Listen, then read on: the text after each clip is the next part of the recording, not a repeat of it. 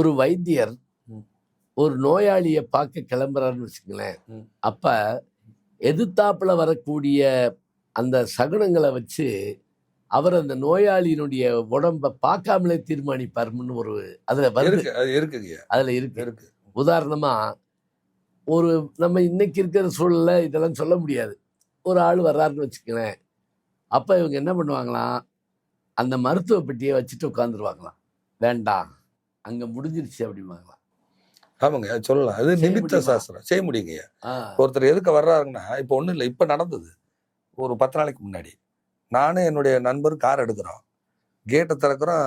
ஒருத்தர் ஊனமானவர் ஒருத்தர் நடந்து போறாரு. பிசிக்கலாக பாதிச்சவர் நடந்து போறாரு. சரி, இன்னைக்கு ஏதோ விபத்து நடக்க போகுது. ம், கையில் நாயை பிடிச்சிட்டு நடந்து போறாரு. ம். இன்னைக்கு விபத்து நடக்க போகுது. கரெக்டாக பெருந்துறைக்கு முன்னாடி ஒரு டேர்னிங்ல தான் நாய் குறுக்க வந்துருச்சு. வண்டியே அடிச்சிருச்சு. ஆ, இது நிமித்த சாஸ்திரம்னு இதுக்கு பேரு. ம், அங்கே இந்த சம்பவம் நடக்கும் அப்படின்னு சொல்லக்கூடியது. ஒருத்தர் அப்ராடு போகணும்னு கேட்குறாரு. ம். கேள்வி அப்ராடு போகணுங்கிறாரு. அப்போ இந்த டேபிளில் மலர்கள்லாம் வச்சுருப்பேன் என்னுடைய அலுவலகத்தில். அப்போ அதில் ஒரு புழு வந்துருச்சு. ஓ, இவர் என்ன பண்ணுறாரு, பேப்பரில் அந்த புழுவை எடுத்துக்கொண்டு கொல்லாமல் அப்படி மேலே கொண்டு போய் வெளியில் கொண்டு விட்டு வந்துட்டார். ம், என்னால் வெளிநாடு போக முடியுமா? வெளிநாடு போயிடுவீங்க, சிரமம் இல்லாமல் போவீங்க, சீக்கிரம் உங்களுக்கு விசா கிடைக்கும். ம். இதை வச்சு என்ன சொல்லுவீங்க? சட்டத்தையும் ஒன்றும் பார்க்கல.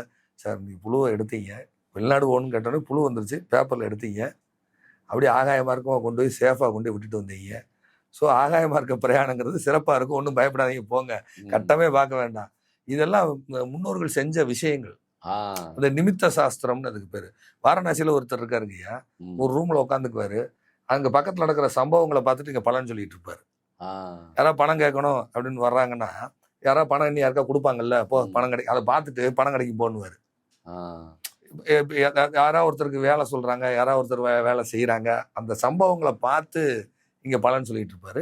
காலையில இருந்து மதியானம் வரைக்கும் தான் பலன் சொல்லுவாரு. ம், சாயந்தரம் வரைக்கும் சொல்லுவாரு. சாயந்தரத்துக்கு அப்புறம் சொல்ல மாட்டாரு. ம். ஏன்னு கேட்டா இருட்டிட்டு அங்க இருக்க சம்பவம் தெரியாது. ஆ